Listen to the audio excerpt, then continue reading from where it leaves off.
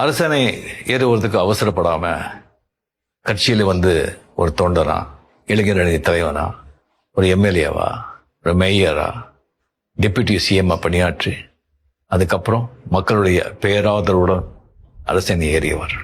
மாற்றம் தொடுத்து முல்லைக்கும் மனம் உண்டு அப்படி.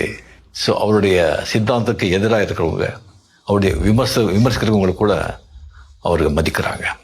அதுக்கு உதாரணம், அதுக்கு சமீபத்தில் எச் ராஜா பிஜேபி, அவர் ஸ்டாலின் சார் எப்படியெல்லாம் விமர்சிச்சிருக்காங்கன்னு சொல்லி எல்லாருக்குமே தெரியும். அப்படி இருந்து கூட அவர் உடம்பு சரியில்லாமல் ஹாஸ்பிட்டல் இருக்கும்போது அவர் போய் நடந்து விசாரித்தார். இதெல்லாம் ஒரு தலைவனுக்கான ஒரு பண்பு, ஒரு கண்ணியமான ஒரு குணங்கள் அது அவர்கிட்ட இருக்கு. நட்புக்கு எப்பவுமே மரியாதை கொடுப்பவர், நண்பர்களை மிகவும் மதிக்கிறவர்.